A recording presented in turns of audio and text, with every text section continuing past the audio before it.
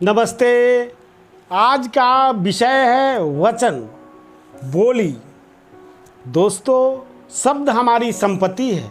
क्या कभी हमने विचार किया है? कभी नहीं किया। शब्द ही ऐसी संपत्ति है जो हमें खाना खिलाती है, और शब्द ही ऐसी है जो हमें लात भी खिलाती है। तो दोस्तों, शब्दों को पहचानिए।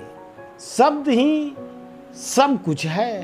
शब्द ही आपकी वाणी में मधुरता ही आपके व्यक्तित्व की खूबसूरती है। तो दोस्तों, वचन एक होते हैं, अर्थ अनेक हो जाते हैं।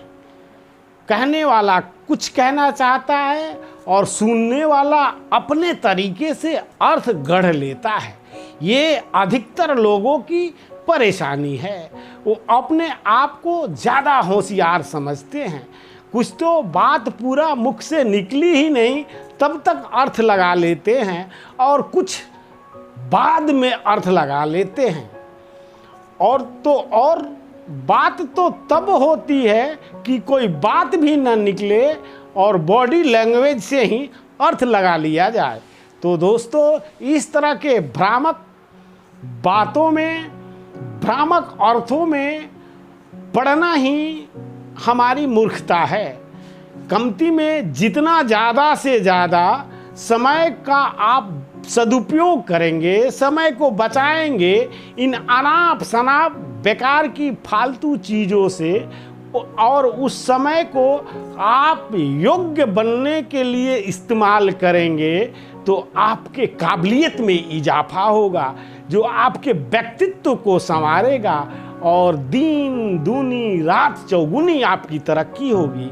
दोस्तों, वचन एक, अर्थ अनेक हो जाते हैं। एक छोटा सा उदाहरण मैं आप सबों के समक्ष प्रस्तुत करता हूँ, भगवान बुद्ध का। भगवान बुद्ध जब प्रवचन दिया करते थे तो अंतिम क्षण में वो कहते थे कि आज का अंतिम कार्य कर लो। उनके भिक्षुक जो उनके साथ रहते थे, उनके दिशा निर्देशों का पालन करते थे।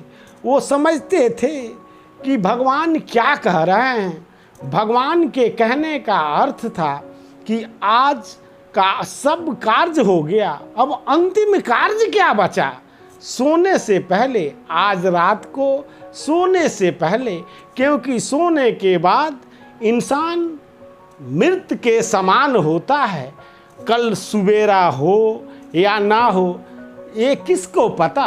कल हो ना हो, ये किसको पता। इसलिए अगर कल ना भी हुआ तो अफसोस ना रह जाए। इसलिए आज का अंतिम कार्य अर्थात सोने से पहले अपने इष्ट देव परमात्मा का नाम ले लो और फिर सो जाओ, ताकि कल नहीं भी रहे तो ये अफसोस ना रहे कि आपने अपना अंतिम कार्य नहीं किया। तो दोस्तों, भिक्षुक इस बात को समझते थे। जब भी भगवान कहते थे कि आज का अंतिम कार्य कर लो, तो भिक्षुक समझ जाते थे कि भगवान क्या कह रहे हैं। जब किसी साधु महात्मा का प्रवचन होता है तो सभी तरह के लोग वहाँ पहुँच जाते हैं।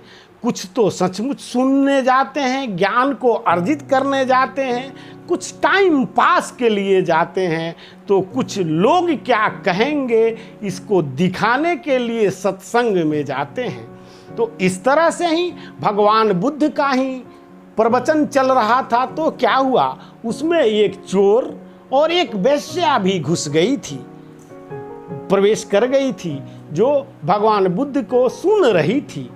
जब भगवान बुद्ध का ये प्रवचन शाम के समय में, रात्रि में, शाम का आखिरी पल और रात्रि के शुरुआत के समय में उनका प्रवचन होता था, उस समय वो बोलते थे कि जाओ आज का अंतिम कार्य कर लो। जब ये बात चोर के कान में सुनाई पड़ी, चोर खुशी से फूले न समाया। उसके मन में लड्डू फूटने लगे कि भगवान सचमुच अगमजानी हैं।